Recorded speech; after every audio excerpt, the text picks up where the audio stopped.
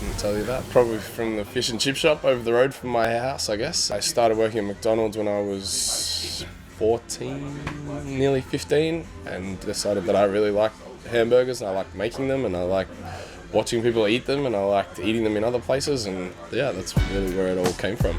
My name's Jimmy Hurlston, I'm 32 and we're currently in my restaurant Easy's. I think a burger starts with the beef. You've got to get the patty right, and I think that can be a combination of different cuts of beef, fat content, seasoning on the beef, but you shouldn't really add anything else into a patty. Outside of that, you need a bun, and you need a bun that's capable of holding everything together. It's capable of taking the sauce, the cheese, the juice from the meat, and then from there you can add what you like. You add lettuce, you add tomato, you add sauces, you add bacon always, pickles, onions, whatever else you'd like to have in a burger.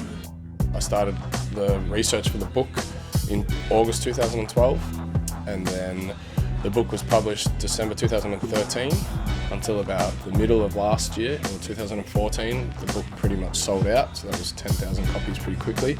The book, I think, gave me a good platform to do other things. It was a good opportunity to be able to have something tangible that people could look at and say, wow, he wrote a book, he kind of knows what he's talking about when it comes to that stuff. But outside of that, it really was just a platform to step up. So the train carriages were placed up here by a friend of my business partner and I, and he approached my business partner and said, would you like to put a gallery in here?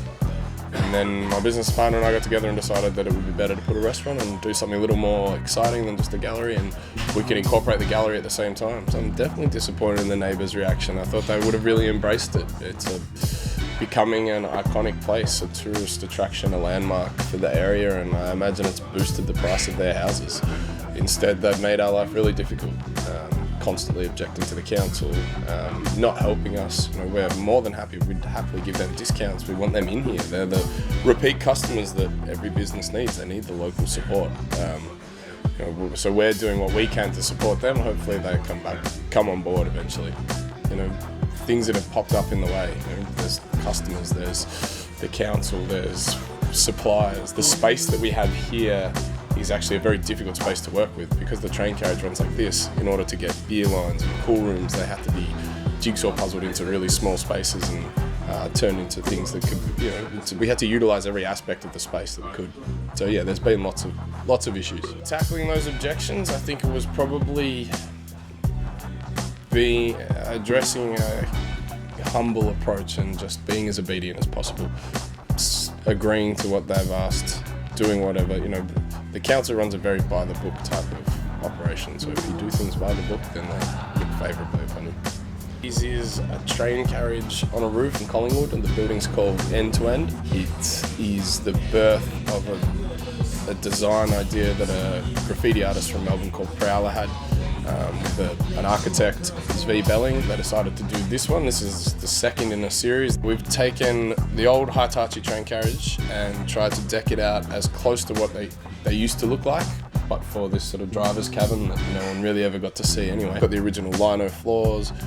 We are using the original seats with a new upholstery using the original fabric that was used in these trains. We've kind of tried to adapt it to a functional train carriage, and then with a graffiti element throughout the whole building. So all the other levels have a train and a travel or Melbourne Metropolitan Railway theme to it. The levels are zoned like the train zones used to be. And yeah, that's what Easy's about. We do burgers and we do drinks. Pretty simple menu, and kind of an Australian take on an American food. Feedback on what I've chosen to do has been varied. It's been both good, both positive and negative. My parents are obviously very critical. Australians in general have a tendency for tall poppy syndrome and like to bring people down, and then other people are very jealous, and other people are envious of what I've been able to do, but also it's a lot of hard work and I don't sleep a lot, so it may look glamorous on the surface, but it's not actually that way.